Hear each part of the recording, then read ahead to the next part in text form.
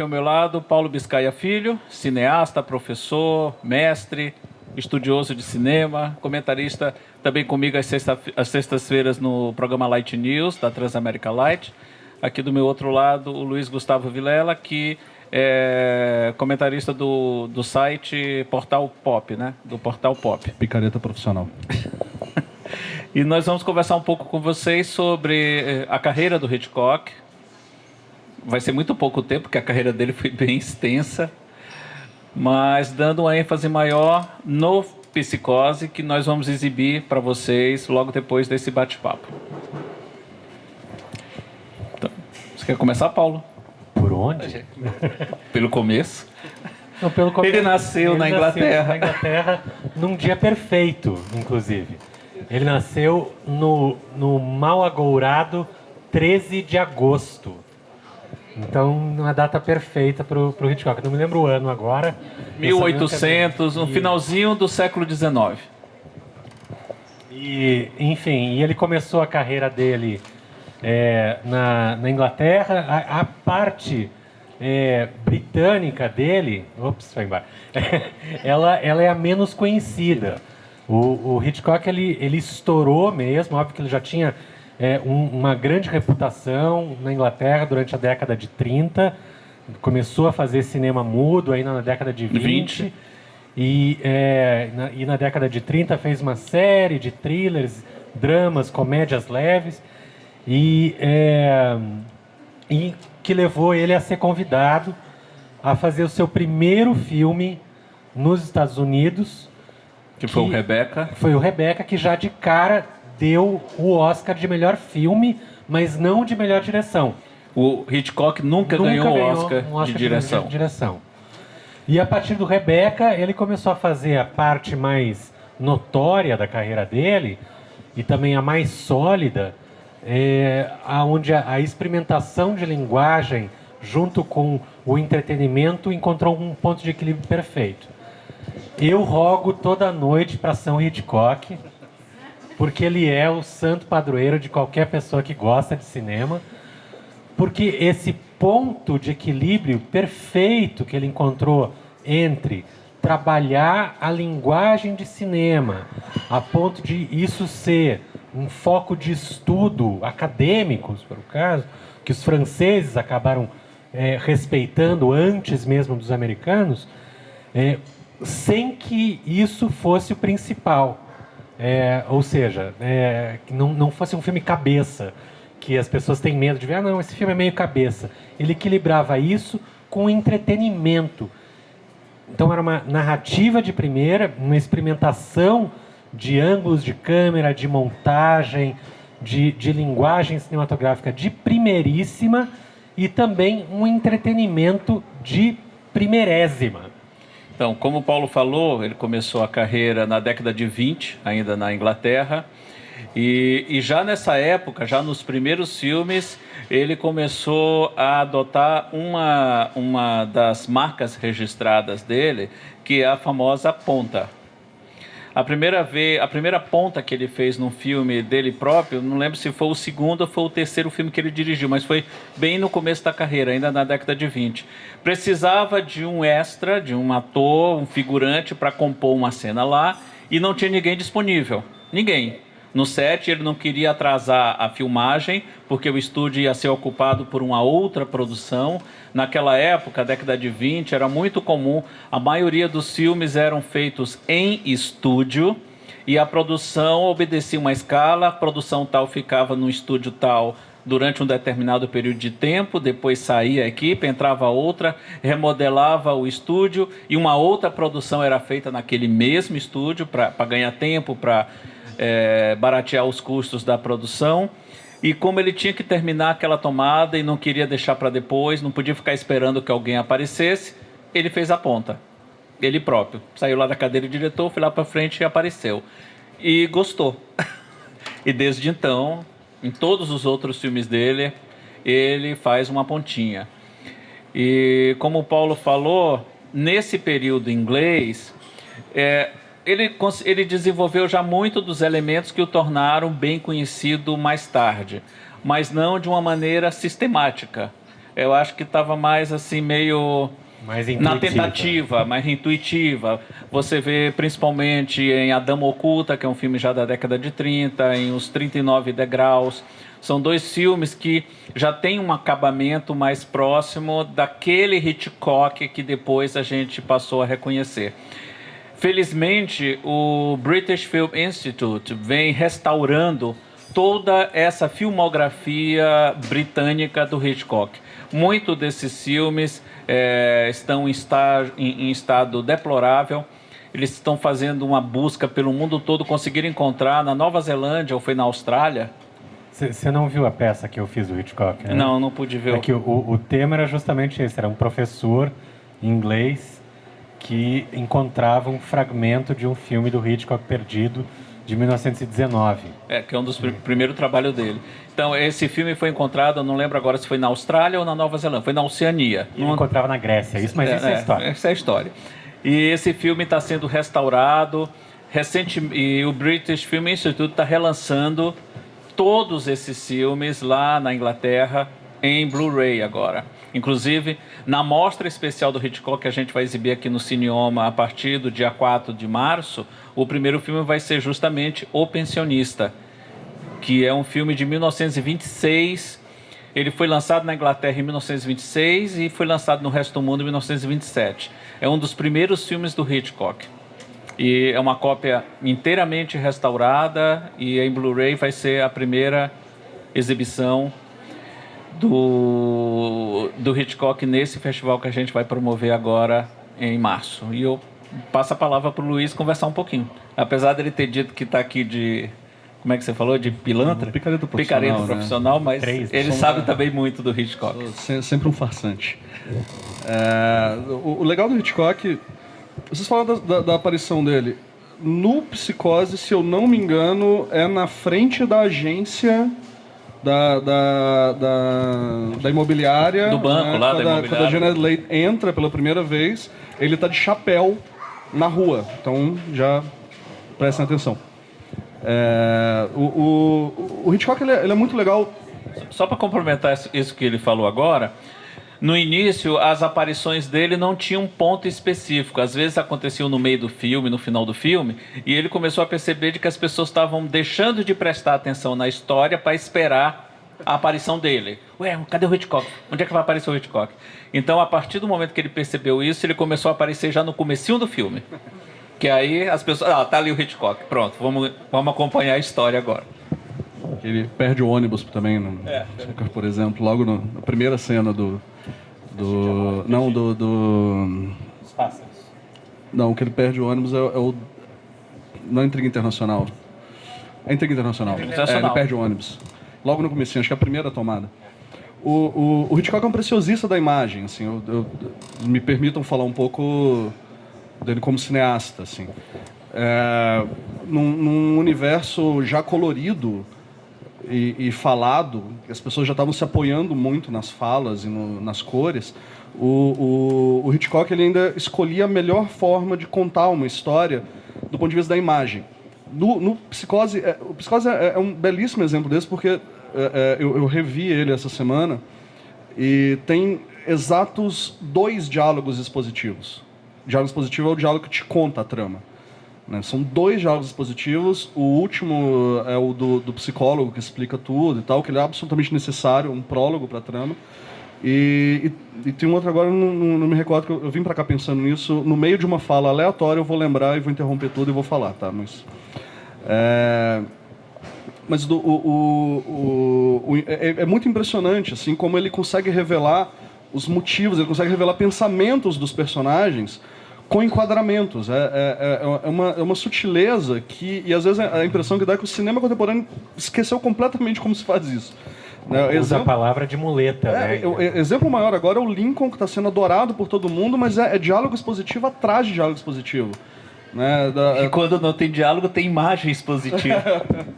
Então, o Hitchcock é um mago da coisa mesmo. E é muito legal porque... Essa coisa, desculpa, tem um filme que eu vi, acho que é dia 12, que vai passar, o Janela Indiscreta, que é o meu favorito particular do Hitchcock. que o começo do Janela Indiscreta é brilhante. Ele, em 30 segundos, ele dá todo o prólogo da história. Isso aí, uma palavra. Que se fosse qualquer outro diretor medíocre, gastaria milhões a mais, com E muita minutos palavra, a mais. minutos a mais, que ele começa mostrando o James Stewart na cadeira de rodas com a perna quebrada. Aí ele segue adiante. Uma série de ele fotos. mostra uma série de fotos e chapas de prata, né, para mostrar que o trabalho dele Ele é fotógrafo. E depois Aí uma depois câmera ele mostra quebrada. uma câmera quebrada e logo acima uma foto de um acidente de carro, que você entende aonde que ele quebrou a perna. Aí depois mostra uma série de fotos de aventura e ele feliz. E depois em cima da mesa uma série de fotos de moda que estão meio largadas. Então aí você já entende tudo do personagem. Quem é ele, como ele quebrou a perna, o que ele gosta e o que ele faz por dinheiro para poder se manter. E sem um diálogo Sem sequer. um diálogo, e sem um corte de câmera, só a câmera Só no passeando. movimento. Ele faz algo parecido também no Corpo que Cai. Tem uma sequência de 12 minutos quando a personagem de James Stewart está espionando, acompanhando, perseguindo a Kim Novak. E todo aquele trabalho dele, andando por São Francisco, também sem um diálogo sequer, só uma musiquinha suave no fundo do Bernard Herrmann. E só, e as imagens. O que não quer precisa dizer mais. que ele também não soubesse usar o som. Né? Que é essa coisa mais incrível. Assim. Quando ele usa o som, não é só porque é absolutamente necessário que ele use o som. É porque ali o som se traduz da melhor forma possível. 2 exemplos geniais que vocês vão ver daqui a pouco no Psicose. Um, obviamente, a trilha. É uma trilha, é um quarteto de cordas, se eu não me engano. Né? Não tem percussão. Violino. Né? São absolutamente alto, né? É agudíssimo, assim. E ela já começa no talo, nos créditos iniciais. Então, você começa os créditos, aparece Alfred Hitchcock, e você já te gera uma tensão, porque ele já começa ele não começa no Era uma vez, fulana de tal, que fez... O filme já começa. Já começa de uma vez. E um outro momento maravilhoso é enquanto não é Vera Miles, a Janet Leigh está dirigindo, né, indo para onde ela tem que ir e tal. Eu vou partir do princípio que vocês não viram, né, mas spoiler de um filme de 50 anos, né, acho que não tá... que foi refilmado, inclusive, frame a frame, né? Quando ela está dirigindo, indo para onde ela tem que ir, o Hitchcock enquadra no rosto dela, você vê as diferentes expressões, mas você não vê os pensamentos dela. Não são os pensamentos dela, não é o que ela está achando que vai acontecer. Ela ouve diálogos imaginários, né, o que ela acha que as pessoas estão achando dela. Isso é brilhante de um jeito. Porque a muleta óbvia é colocar a Janet Leigh falando em voice-over, ou até mesmo falando sozinha dentro do carro, porque as pessoas fazem isso, né? Falando sozinha no carro e dizendo assim, eu acho que eles vão me descobrir e tal. E não é isso que acontece, sabe? E não é a realidade, é a paranoia dela, é a psicose dela. Né? Então, isso é um uso tão brilhante do som, né, que é um troço... E realmente a gente não vê hoje. Tem a questão do som, que daí também eu não vou abusar do spoiler. Com o Norman Bates entrando em casa e falando com a mãe, que a gente não vê, a gente só ouve eles, e isso é crucial. E tem um uso de som que é o meu favorito uso de som dele, que está no Frenesi, que vai passar também, que eu vi, que mostra o humor negro do Hitchcock, que ele tudo que tem de violência, ele sempre trabalha com um sorrisinho. Ele não faz aquilo dizendo, isso vai ser chocante. Até pode chocar, como de fato chocou, principalmente a Psicose na época. Mas ele sempre fazia isso com sadismo. Não é, Paulo? Tem relatos de pessoas que desmaiavam no cinema, protesto contra a exibição do Psicose. Muita gente fez piquete para que o filme saísse de cartaz. Foi um escândalo na época. A história do filme Hitchcock é da dificuldade dele conseguir produzir o Psicose. E depois lançar. Ele teve que hipotecar a própria casa, enfim. E custou só $800 mil na época. Ele precisava de um grande sucesso de bilheteria por conta do fracasso de Um Corpo que Cai. Um Corpo que Cai, que é considerado um certo respaldo na academia, com indicações, mas não com prêmios. Não foi premiado. A própria crítica, boa parte dela torceu o nariz com o filme. O público não foi ao cinema ver o filme. O filme foi um grande fracasso na época e isso abalou muito financeiramente o Hitchcock. Então ele precisava desesperadamente de um filme que fizesse muito sucesso. Mas eu estava falando do Frenesi, que tem uma cena que eu adoro e que mostra esse humor negro que eu estava falando. Tem um escritório que fica no andar de cima. O assassino mata a mulher do protagonista ali no escritório e daí a câmera mostra a fachada do escritório. E ele sai e vai embora. A câmera continua parada ali.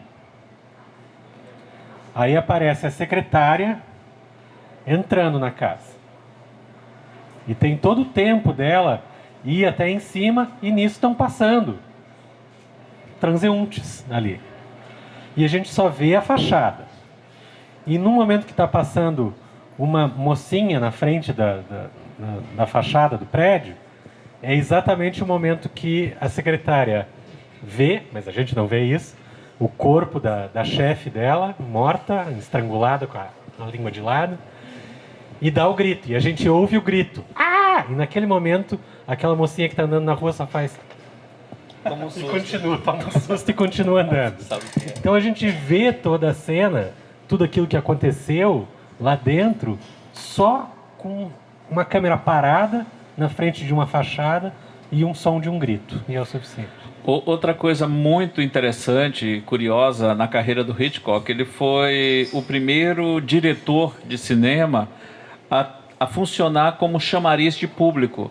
As pessoas iam ao cinema para ver um filme do Hitchcock, independente de quem estivesse no elenco. O ator, a atriz não era o mais importante. As pessoas também. Né? Não, mas a partir do momento que ele cria...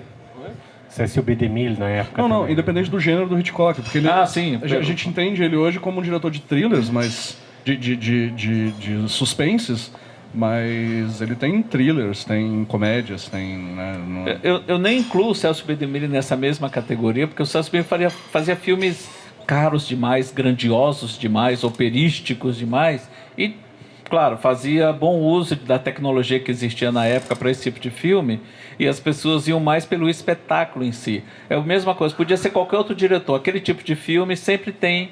Esse tipo de filme sempre tem um grande apelo. Tem razão, tanto que confundem... acham que o Ben-Hur é do mesmo diretor. Todo mundo costuma colocar esses filmes todos na mesma vala comum. Parece que é tudo filme do Celso B. DeMille. Ou coisa parecida. Mas o Hitchcock não. As pessoas aguardavam o novo filme do Hitchcock. E ele fazia os trailers. Inclusive o trailer do Psicose, com ele apresentando, é maravilhoso. Você já viu o trailer que ele mostra a casa? Sim. Que é genial. Ele vai mostrando a casa, aí ele entra... Aqui é o quarto da mulher. Conseguimos ver ainda a marca do corpo dela na cama. E esse é o armário onde ela guardava as roupas. Ele abre o armário, você não vê o que tem dentro. Ele só faz uma cara de que tem algo horrível dentro do armário e fecha e continua. É muito engraçado. Ele tinha um senso midiático muito apurado, numa época em que nem se falava em senso midiático. Ele sabia como se utilizar daquele veículo. Ele sabia como criar expectativa. Ele vendia bem o peixe dele. E uma outra característica muito interessante do Hitchcock é que ele trabalhou a carreira toda, a carreira inteira dele, todos os filmes que ele fez foram realizados dentro de um esquema dracônico de estúdio, com controle absurdo por parte do estúdio sobre as produções. E mesmo assim, ele desenvolveu um sistema de produção que permitiu a ele realizar os filmes dele do jeito que ele queria, sem dar margem a um produtor ou um executivo do estúdio alterar qualquer coisa que fosse nos filmes dele. Ele raramente fazia mais de uma tomada de uma cena, ele desenhava tudo previamente em storyboard, e fazia a filmagem seguindo rigorosamente o que ele previamente havia imaginado para aquele filme.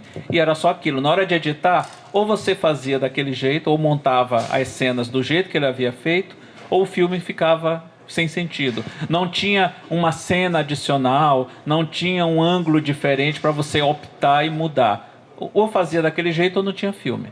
Ele era tão psíquico, né, que palavra, com controle, que ele chegava a dormir em takes longos, assim, Festim Diabólico, por exemplo, que chega a ter 20 minutos de take, né?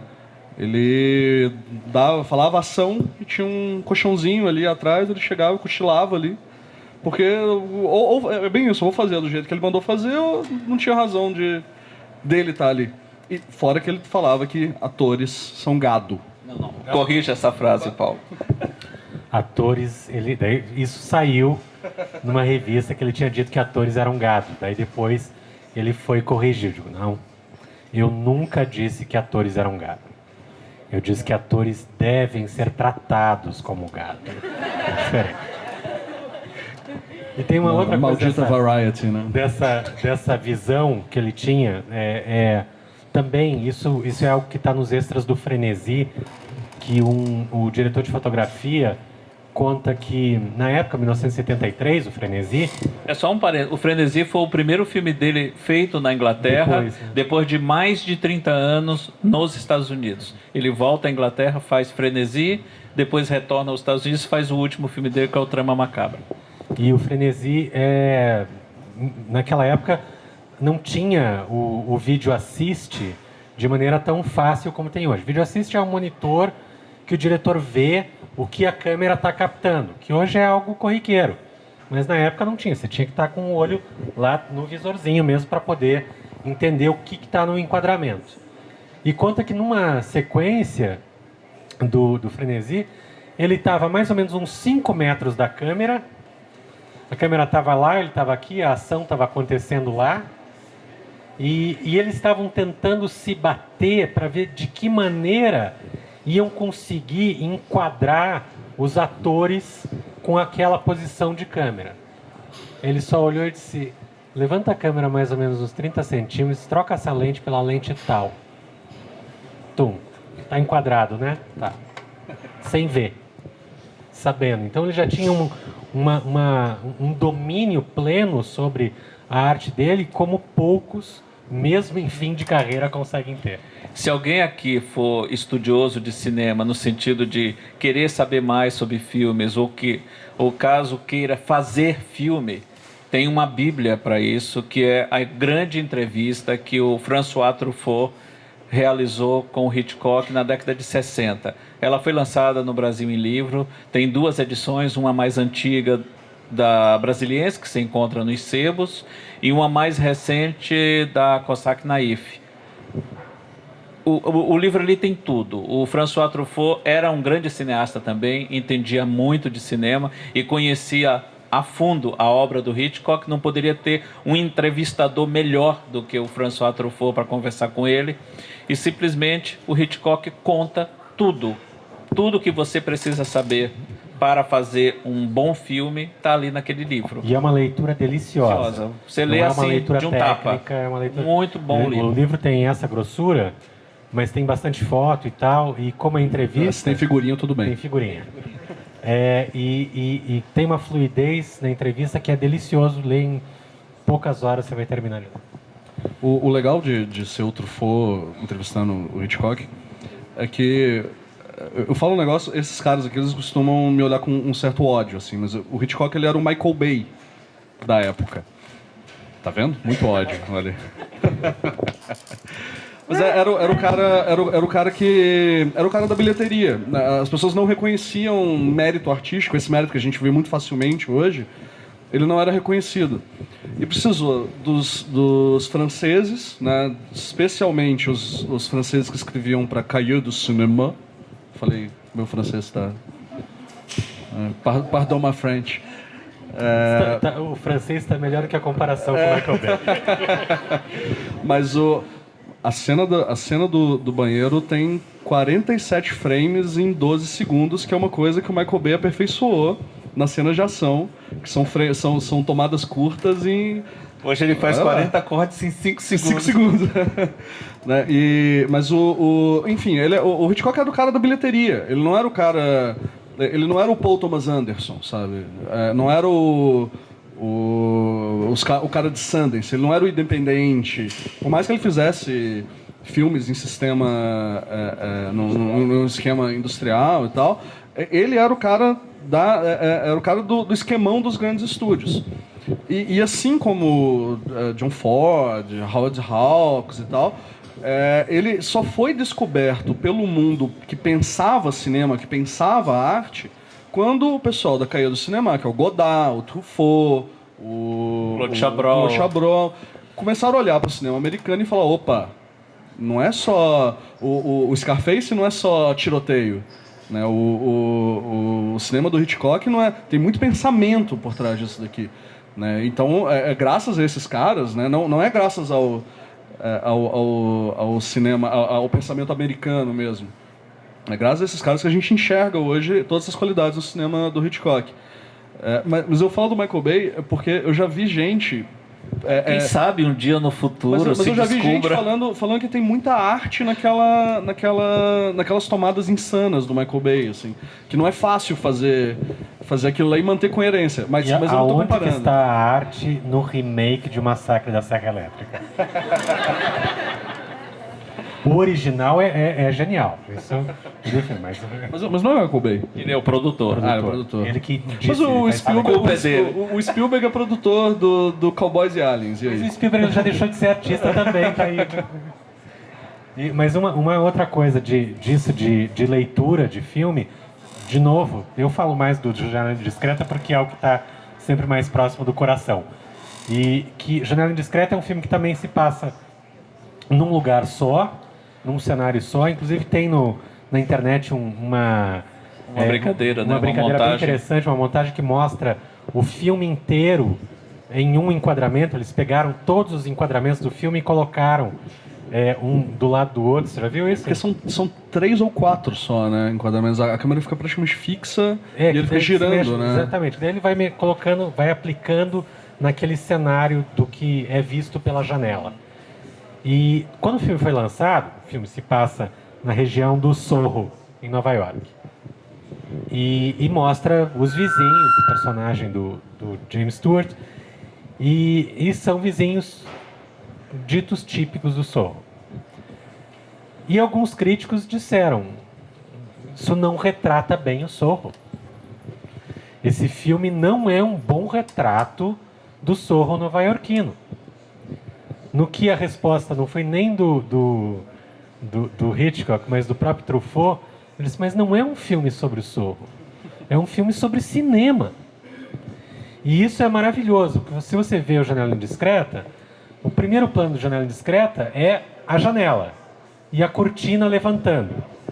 Aí já tem a brincadeira com o próprio cinema, que é uma janela, tem todo o ritual da cortina. Tudo que você vê através da janela que passa a ser fascinante. Tanto que a Grace Kelly, que é uma coisa mais linda do mundo nesse filme,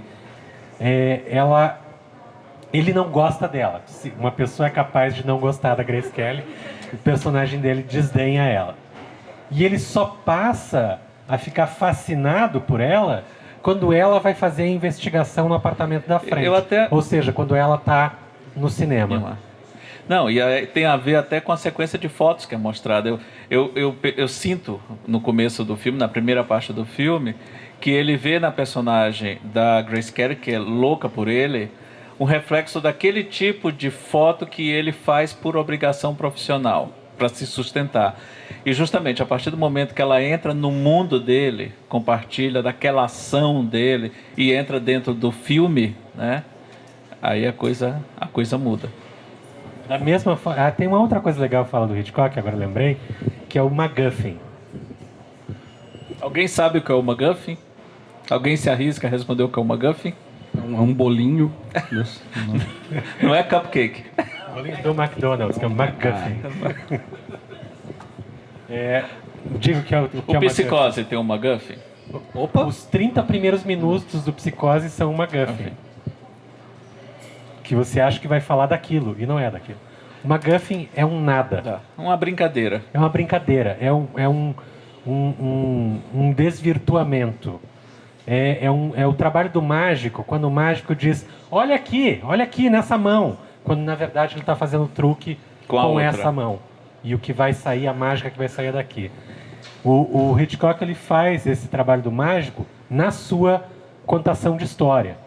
E o Psicose, todo o começo, toda a história da Janet Leigh é um grande MacGuffin, porque a gente acha que o conflito vai estar naquele roubo dela. Exatamente. Quando na realidade a história que mais importa é do Norman Bates. E isso traz também toda a dificuldade de vender um projeto desse para um estúdio, né? Porque o produtor ele olha pro roteiro e fala, cara, você matou a mocinha. Você matou a mocinha, Janet Leigh, com meia hora de filme. Spoiler. Ela morre bem no começo do filme. Mas vocês viram a versão do Gus Van Sant, pelo menos, né? Não, é pior ainda. Pior ainda. A coisa do Gus Van Sant tem que deixar de ser vista. Esqueçam, não existe versão do Gus Van Sant. Gus Van Sant é um excelente diretor, mas todo grande diretor comete um pecado, pelo menos. O do Gus Van Sant foi refilmar Psicose. Não precisava. É uma aula de cinema, às avessas. Porque ele fez o filme usando exatamente o mesmo roteiro e exatamente os mesmos enquadramentos. E fez uma cena adicional. Ele ficava com um DVD, né? E fez uma cena adicional, que não precisava. Eu não me lembro. O Norman Bates se masturbando. Não, mas é o mesmo enquadramento. Sim, mas... Só que ele muda... Explicitou. Ele muda a performance. E pela performance dos atores, ele estraga o filme completamente. Última curiosidade do Psicose, que também é importante que eu me lembre. Deve ter outras milhões, claro. Tem uma excelente. É o primeiro filme americano a mostrar um vaso dando descarga. É verdade. Isso é verdade. É sério isso. E o sangue é chocolate. O sangue é brown cow. Por favor, desculpa te interromper. Não, era isso mesmo. O sangue era brown cow. Mas o legal do Hitchcock é porque o Gus Van Sant ele refez o filme inteiro e fez colorido. E isso traz um problema. O Hitchcock ele escolheu fazer o filme em preto e branco. Já se faziam filmes coloridos. Então tem dois motivos pelo qual ele escolheu. Um é de ordem prática. Era mais barato fazer um filme em preto e branco. Na época, preto e branco era mais barato. Na verdade, tem uma série de escolhas que são questões financeiras. Assim. Por exemplo, a mansão ele é um ajuntamento de sobras de vários estúdios de outros filmes. Aí eles montaram a mansão. Aí a mansão inteira custou para o Hitchcock $15 mil, o que é ridículo para um cenário. O que ele investiu mesmo foi no Bates Motel, que é o retrato de um quadro de 1915, se eu não me engano, 1925, alguma coisa assim. O retrato é um motel de beira de estrada americano e ele refez igualzinho, assim. Eu não vou me lembrar o nome agora, mas se você procurar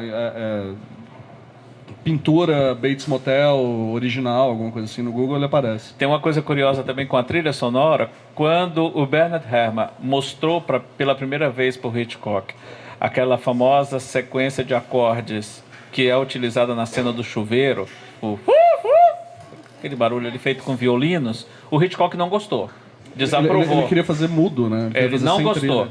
O Bernard Herrmann conversou com o editor, eles armaram um pequeno golpe contra o Hitchcock sem que ele soubesse.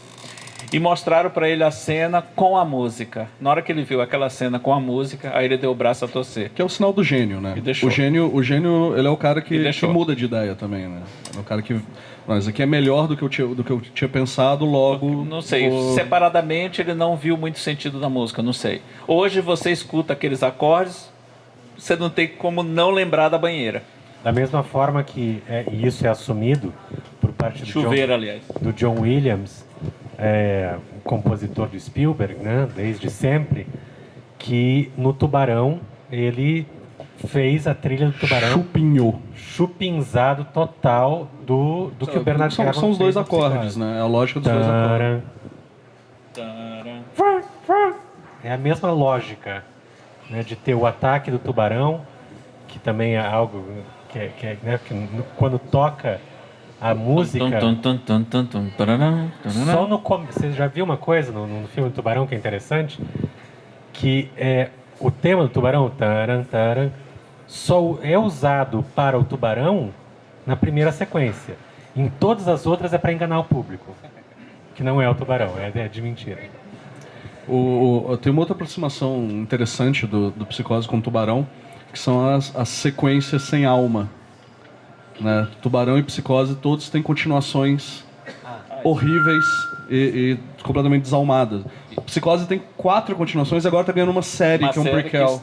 Que estreia Mas agora. eu vi o trailer da série e Não fiquei vi. animado. Os atores são bons, né? atores são A bons. Vera Farmiga fazendo a mãe E o Freddie Highmore. E o Fred Highmore fazendo o jovem Norman Freddie Bates. Highmore é o Charlie da fábrica de chocolate do Tim Burton. Que ele faz o Norman Bates. E a Vera Farmiga faz a mãe. Mãe. Ou a tia, a gente não sabe agora. Não é a mãe, é a mãe. mesmo. Tá claro no trailer que é a mãe. Porque inventaram tanta história com essas sequências, né, que a gente tá perdido agora, não sabe que linha eles vão seguir. Acho que as 2 últimas ainda são dirigidas pelo Anthony Perkins, né? Eu assisti a última. Assisti a última de madrugada num canal aberto muito assistido no Brasil, né? Não sei se pode ficar falando assim. CNT? Mas eu assisti de madrugada e é terrível. Terrível, terrível. Que é o que ele tem um filho e ele tem medo que o filho dele seja tão psicopata quanto ele. E isso deixa ele completamente psicopata. Aí o Dexter fez isso e consertou.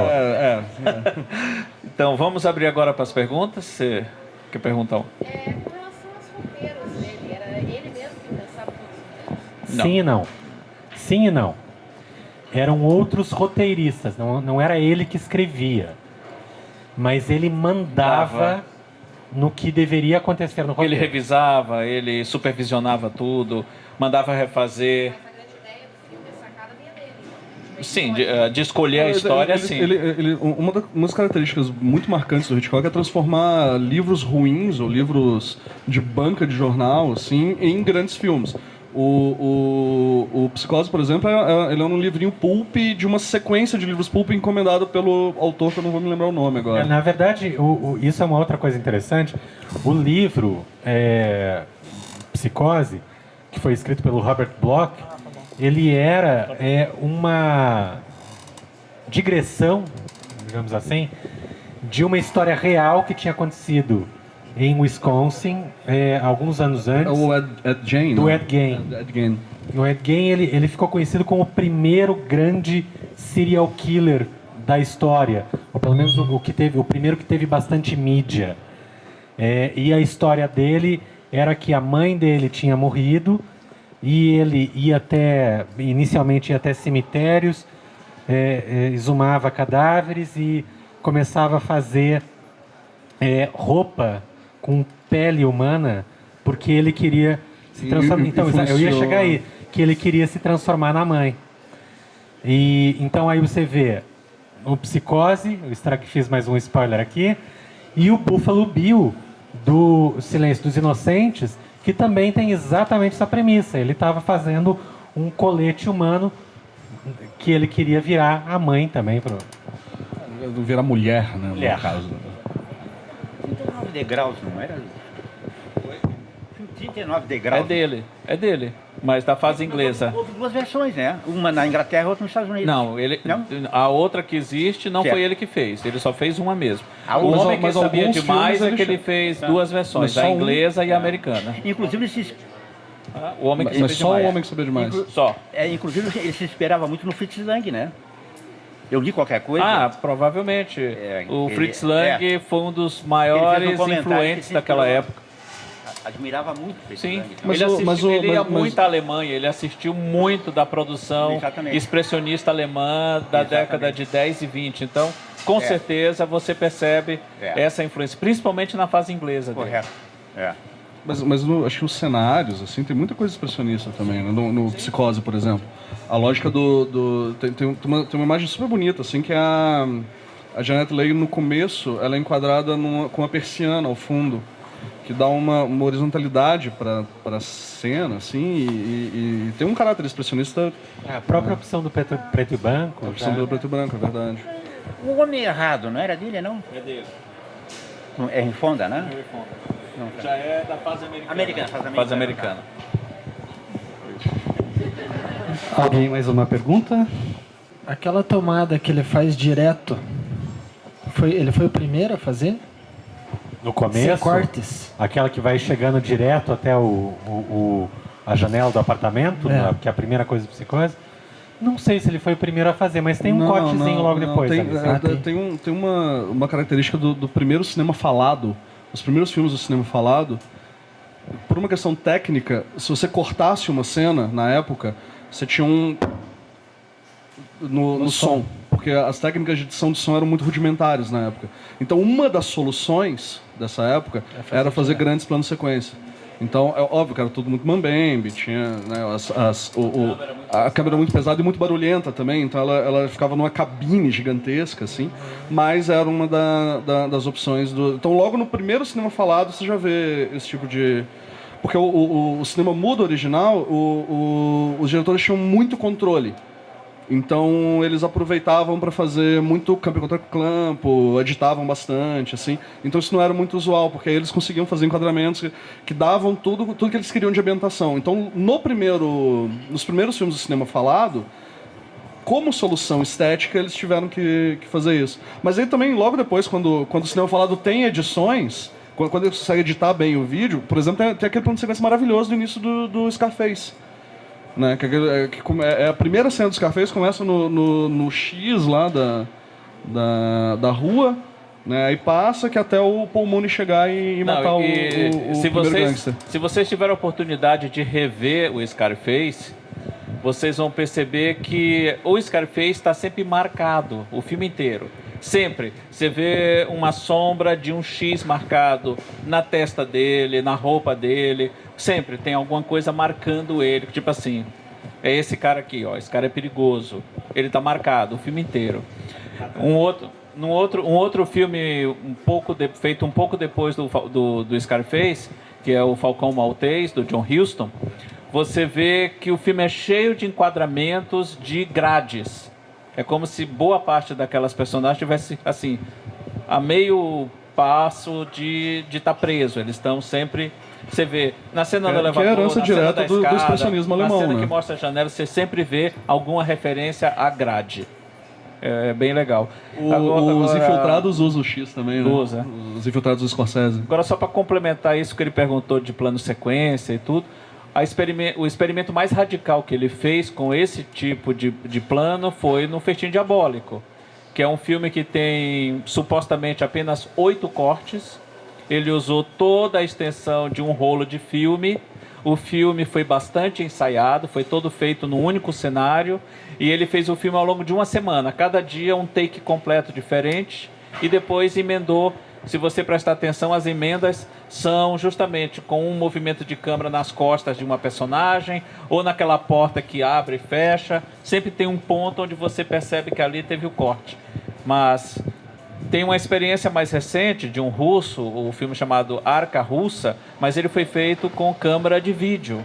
Câmera de vídeo, você bota lá um HD com não sei quantos gigas de memória, você pode filmar direto, que 1h30, 2 horas. No caso do Arca Russa, foram 6 meses de ensaio e 2 takes. Mas na época, no final da década de 40, o que ele fez com o Festim Diabólico foi algo assombroso. Ele queria fazer o plano de sequência inteiro, né? A limitação técnica que não... A limitação é que o rolo só tem 11 minutos. O rolo de filme. 21. 21? Naquela época era 21, acho. Não, acho que era 11, que tem 8 cortes no filme. Ah, então tá certo. Nesse sentido de uso de câmera, tem um negócio que eu li hoje que é bem legal, que talvez você possa falar melhor, Paulo, que é o Psicose. Ele usa câmera de 35mm, mas ele usa uma lente de 50mm. Sim. Né, que não se usava isso na época, mas isso dá um efeito muito próximo do olho humano, não é? De profundidade. De profundidade, né? isso. De profundidade, porque no preto e branco, ao optar pelo preto e branco, você poderia perder profundidade, né? Porque as cores ajudam a perceber a profundidade das coisas. E no preto e branco, como você tem só duas, né, cores e tonalidades entre elas, não tem como você ter a profundidade.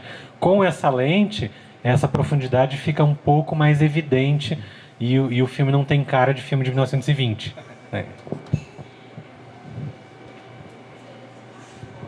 Tem uma coisa só, falando do filme Hitchcock, que, vocês já viram? Eu não vi, ninguém viu. E que é legal, vai ser legal ver esse filme em complemento com o filme da HBO, A Garota, que está passando por esses tempos na HBO, que dá pra ver, eu não vi ainda o filme, mas dá pra ver claramente que o Hitchcock é o herói desse filme. No Hitchcock, sim. No Hitchcock. Em A Garota, não. Em A Garota, ele é o vilão mais horroroso da face Pelo da que eu li, Terra. na verdade, a esposa do Hitchcock é a grande heroína do filme. Sério, A no alma. Hitchcock. Hitchcock. Na verdade, é um filme menos sobre os... Não vi, é tudo que eu li sobre. É um filme menos sobre os bastidores de Psicose e mais sobre a relação dos dois. E por isso ele vira um grande filme em vez de uma anotação curiosa na história do cinema. Mas A Garota tem um negócio legal que é o azar do Toby Jones, né? Que é pela segunda vez. Pela segunda vez... Ele fez o Capote, né? E foi ofuscado pelo Philip Seymour Hoffman. E agora faz o Hitchcock e é ofuscado pelo Anthony Hopkins. É o grande azarado do cinema. Mas é o Arnim Zola do Capitão América e isso é legal. Eu acho legal. Nerd Alert. Nerd Alert. Nerd Alert. Tinha mais uma pergunta aqui? Eu fiquei pensando para uma pessoa criar todos esses filmes com todos esses nomes, que tipo de componente, até da personalidade ou da particularidades da pessoa para ter todo esse, né, todas essas ideias. Só pelos nomes dos filmes, assim, Diabólico, Sinistro, Tiro, né? Então eu fico pensando se existe algo importante da própria pessoa, né? Tem que ter um componente aí, o tradutor brasileiro. Nesse caso, sim. Mas porque nos outros, assim, um corpo que cai, o título original é Vertigem. Vertigem, se ele fosse traduzido. Em Portugal é Vertigem, eu acho. Não, em Portugal é pior. Isso é pior, é real isso. É a mulher que morreu, que viveu duas vezes. É verdade. Juro por Deus. É um spoiler do título. Não se chama o filho que era mãe. Isso é lenda. Lá se chama Psico. Mas da personalidade do Hitchcock, eu estava lembrando aqui de uma outra sequência que eu gosto muito dele, que ele teve um programa de TV que ele apresentava, que era o Alfred Hitchcock Presents. Inclusive, ele usou a equipe do Alfred para Psicose para economizar. Exatamente. E ele usava a persona dele, enfim, para ganhar dinheiro, porque ele era uma figura conhecida e ele tinha aquela fleuma dele. Ele foi o primeiro diretor a criar uma logo para ele mesmo. para ele próprio. É. Aquela ele de perfil, o desenho do E ele, numa dessas passagens das apresentações que ele fazia dos episódios, tinha uma história que ele contava que eu gosto particularmente. Ele pegava um revólver. Finalmente chegou a verdadeira cura para a insônia. É muito simples. Um idiota pode usar. Aliás, vários usam. E eu lhe fazia, então, essas brincadeiras de humor negro que eram a vida dele, era a maneira de ele se expressar. No roteiro da garota, tem uma brincadeirinha que ele faz com a Sienna Miller, que faz a Tippi Hedren, que ele chama ela para um jantar para anunciar que ela seria a atriz dos Pássaros. E ela, emocionadíssima, diz assim: mas todas as atrizes do mundo querem esse personagem. Ele diz: que curioso, mas nós não queremos ela, nós queremos você. Com essa calma. É uma cena muito então bonita. ele gostava muito de tirar sarro, ele tinha um prazer em ser sádico com o público, mas um sadismo muito bem controlado, onde ele judia e ama o público ao mesmo tempo. E as pessoas Adoram para isso. Né? Exatamente. Ó, você falou do diabólico, sinistro. Ó, os dois que têm esses termos são cortesia do tradutor brasileiro. A corda. Trama macabra é intriga de família. É, intriga de família, family plot. Pacto Sinistro é Strangers in a Train, né? Estranhos no trem. E o Festim Diabólico é The Rope, que seria a corda. Mas entenda, ele tem essa personalidade que ele gosta de quebrar expectativas. Tem duas coisas que quebram muita expectativa na narrativa contemporânea. É a comédia. Né? A comédia é feita de... Né? Você cria uma expectativa e não é nada disso que você pensava, é engraçado. E o suspense. Né? Mas eu acho engraçado isso, como ele ficou muito conhecido pelo suspense, mas ele não era um diretor só de suspenses, né? Os thrillers, assim, que são mais aventurescos, né? Tipo Intriga Internacional, O Ladrão de Casaca, que é um filme de roubo, é um filme... E com um toque de comédia também muito forte. Uma super comédia mais engraçado. sofisticada. Aí, essa podrice dele, no Intriga Internacional, tem também uma das maiores podrices dele, que é a sequência final. Do trem entrando no túnel? Que é sexo explícito. Porque o mocinho fica com a mocinha, eles estão na mesma cabine do trem. E não é o mocinho, é o Cary Grant. O Cary Grant e a Eva Marie Saint. Aí eles estão ali na cabine do trem, eles dão o beijo e a imagem seguinte ao beijo dos dois é o trem entrando num túnel.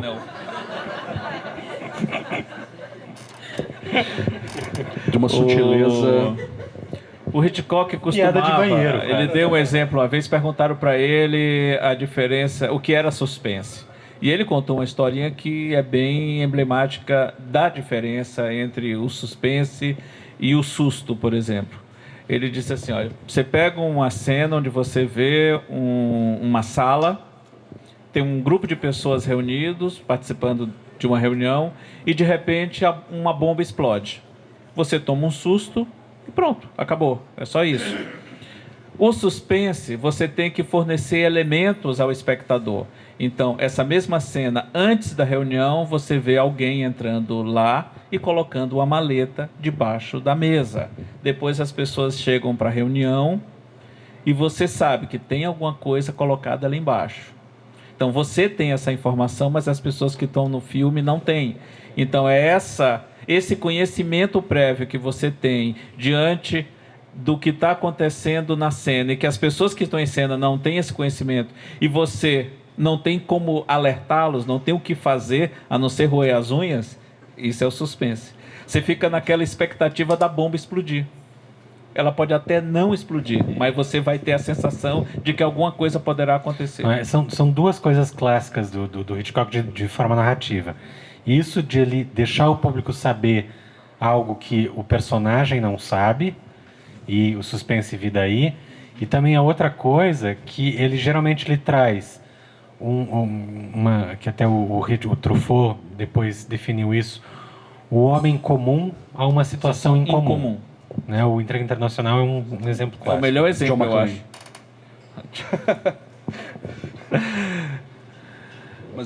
Mas o genial do Hitchcock, ele tem essas regras, assim, mas ele se sente plenamente confortável de perverter todas essas regras.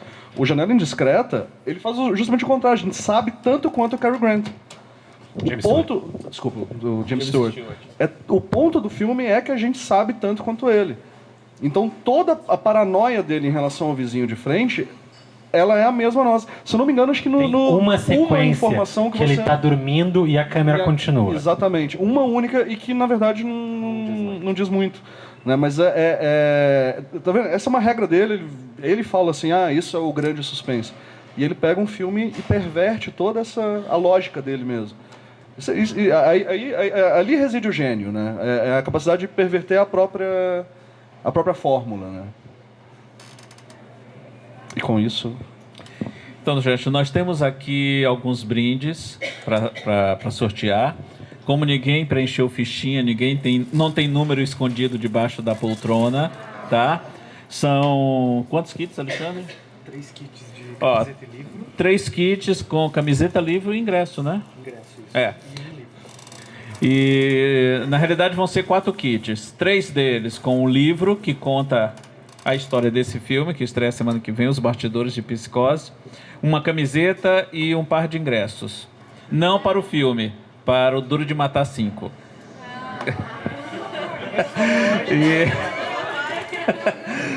A Fox não chegou a tempo os ingressos para o Hitchcock. E o outro kit é o livro com o par de ingressos. Então, a gente vai fazer algumas perguntas sobre o que a gente conversou aqui. Quem tiver prestado atenção e responder primeiro corretamente, ganha o kit. Estilo gincana, mas sem quebrar os copos. Tem uma primeira pergunta. Quem primeiro responder qual foi o primeiro filme americano do Hitchcock? Rebeca. Roberto. Aqui. Falou antes lá. Falou Parou ímpar. Então ele abre mão do presente. Não, e falou antes lá atrás. Falou antes? Então tá bom. Para ele. Não, que a história original é mais antiga que a história de Rebeca. Em 40 eu marco o primeiro Oscar. É livro da Patricia Highsmith, né? Acho que é. Né? O filme, mas não ele. Que é outra novelista mediana. Enfim, não é um James Joyce, mas na época virou grandes filmes, né? Próxima pergunta. Próxima pergunta? Sei lá. Sou péssimo para isso. Isso porque eu sou professora, então. O título do Corpo que Cai em Portugal? Não, em Portugal. Ai, meu Deus do céu. Parou ímpar. Agora confundiu. Tem que fazer outra agora. Não. A mulher que viveu 2 vezes. Mas elas falaram já. Elas falaram. Viveu 2 vezes. Então, quem ganhou? Aqui? Acho que ela falou aqui. Né? Ela falou. Pronto. Então vamos fazer outra pergunta. Vamos lá. Desempate. Foi. Uma pergunta só para as duas. Ótimo. Qual o nome do artifício narrativo do nada? Era só para ela.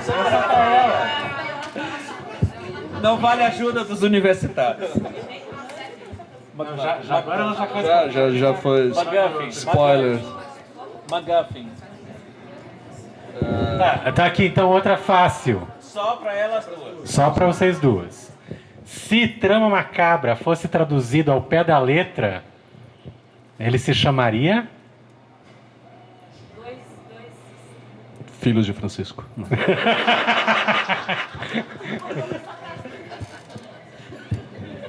Dou-lhe uma. Não, agora eu dificultei demais. Fiz uma fácil demais, agora vou fazer uma difícil demais. Tá. Qual foi o primeiro filme que ele dirigiu na Inglaterra depois de mais de 30 anos nos Estados Unidos? Está na tela. Aê!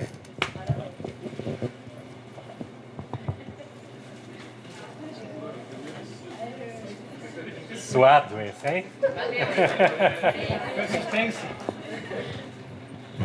Ainda tem mais um? Tem mais 2, né? Mais um livro e tenho 2 posters. Ah, tem posters. Opa, legal. Alguém sabe o nome da esposa do Hitchcock? Alma. Pô, de novo? De novo.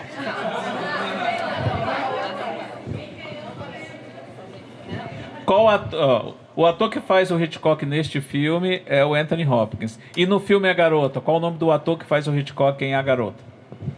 A dica é que ele é o Arnim Zola. Não. Ele fez um outro papel que ele próprio fez também. A dica é que ele é o Arnim Zola em Aham. Tobey... Maguire. Não. Não é Maguire. Vai ter que dividir o prêmio, então, se alguém acertar o sobrenome. Ó, o sobrenome é o mesmo de um aventureiro famoso do cinema. Tommy Jones. Tommy Jones. Dá pro garoto. Cara, tá em casa? dessa idade conhece Indiana Jones já tá ótimo. Não, já tá ótimo. Porque as gerações hoje estão terríveis. Aham. Tem mais? Tem 2 posters e tem os pares de ingressos também. Tá, uma mole. Pode ser? Sim. Qual o nome do ator que faz o maníaco em Psicose? Anthony Perkins. Vocês estavam respirando, ele falou.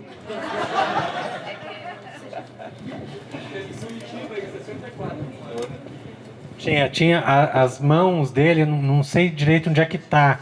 Você Estavam soube? na Cinelândia, ali, na antiga Cinelândia de Curitiba, ali na Rua 15, ali No Cine Vitória, que hoje é o centro de convenções, ali no Barão do Céu Azul, eles tinham a mão no cimento dele e da Janet Leigh. E depois isso foi pro Teatro Guaíra, ficou criando musgo ali, e depois do Teatro Guaíra não sei onde é que foi parar. Periga Mas... tá no MIS, não? No Pois é, porão sei do lá. MIS. Incrível como Anthony Perkins é uma espécie de clone do atual Homem-Aranha, né? Do Andrew Garfield. É bem parecido. Quer dizer, o contrário, né? O Andrew Garfield é um clone do Anthony Perkins. Tem mais o que? Pôster? 2 posters e 6 pares de ingressos. Nossa senhora, joga de Joga pra galera. Faço perguntas difíceis. Então vamos ver aqui, deixa eu ver o nome. A instrução é perguntas difíceis. Qual a duração em metragem de... Qual a altura de Janet Leigh? Eu não sei também. Uma facinha, mais ou menos aqui. O François Truffaut, que entrevistou o Hitchcock, era cineasta também, e também trabalhava para jornalista, como jornalista de uma revista. Qual revista? Olha aí. Quem disse que a juventude está perdida? Lindo esse pôster, hein? Me deu vontade de fazer uma pergunta de algo que a gente não falou aqui. Saul Bass. Não falamos de Saul Bass. Quem é Saul Bass? Alguém sabe Essa a quem gente é Saul não Bass? falou de Saul Bass. Quem é Saul Bass? Oi? Designer dos créditos e também da sequência do chuveiro. Não, pode dar. Ah, já ganhou? Pô, cara. Legal, eu descobri esses dias que o chuveiro ele tinha 6 metros, assim, né? Pra câmera passar por baixo da água, né? Tipo, um negócio pra poder viabilizar a cena. Como é o nome do empreendimento? Tá me fugindo. Do empreendimento de hotelaria do Norman. Em inglês britânico, por favor. Bates Motel. Dá ali pra ele. Não, agora acabou, né? Acabou, acho. Tem ingresso ainda? Quantos ingressos? Tem 5 pares para o Lincoln. Ah, tem 5 pares pro Lincoln. Tem 5 pares para um filme que a gente falou mal aqui. Querem trocar? Cara, Duro de Matar 5 é melhor que Lincoln. É sério, é sério. Duro de comparar. É. Duro de comparar. Não, não é. Não, Olha, não é. eu gosto de cinema graças ao Spielberg, mas ele forçou minha amizade com ele. É o Bruce Willis, cara. Desculpa, É o eu Bruce adoro Willis. ele também, mas quando coloca ele do lado do Joaquim Fênix, o Daniel Day-Lewis, ele perde. O mestre. O mestre. Quantos filmes serão exibidos na mostra do Hitchcock aqui no mês de março? 13, 12, 23, 47. Muitos. 19. Então dá 2 ingressos pra ela. Um número. 19. É porque o Hitchcock passa 2 vezes. O Psicose. Aí dá 20 exibições, mas são 19 filmes. Mais um? Mais um. Nossa. Certo, então, vou fazer uma outra pergunta de algo que a gente não falou aqui.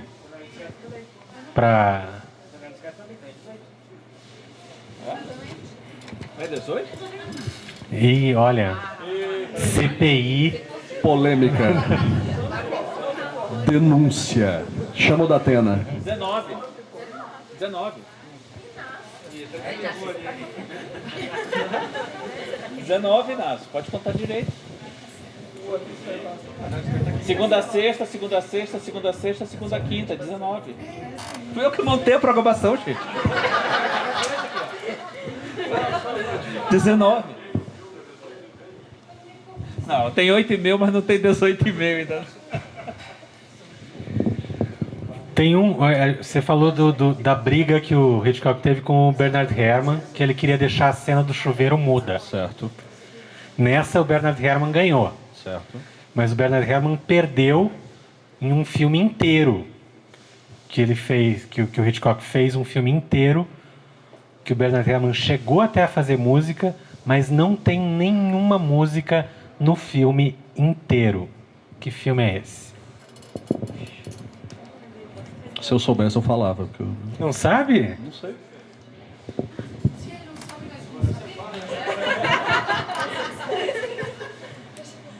É um filme que não precisa de música porque o nome do filme faz música sozinho. Não, quem falou? Os Pássaros. Os Pássaros. Não tem nenhum acorde musical.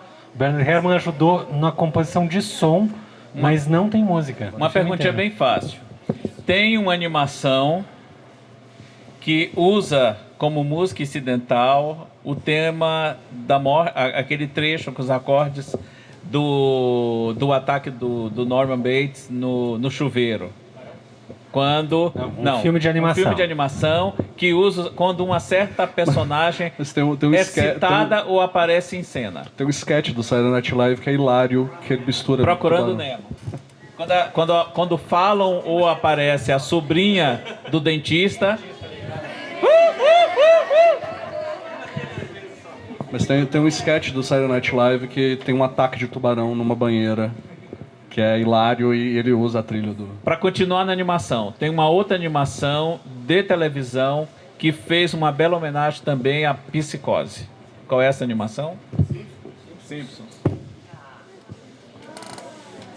Que Simpsons não fez também. Pois é. Tem quantos ainda?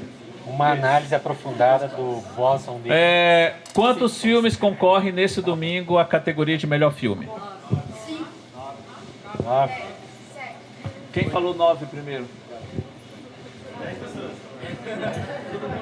E quem ganha? Quantas categorias são premiadas no Oscar?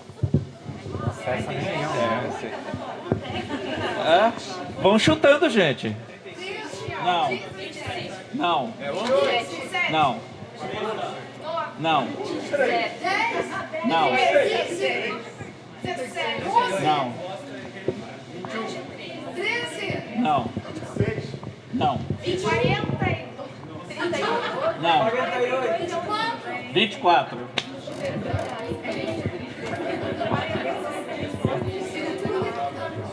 O bom é que 1 hora ia sair, Acabou. né?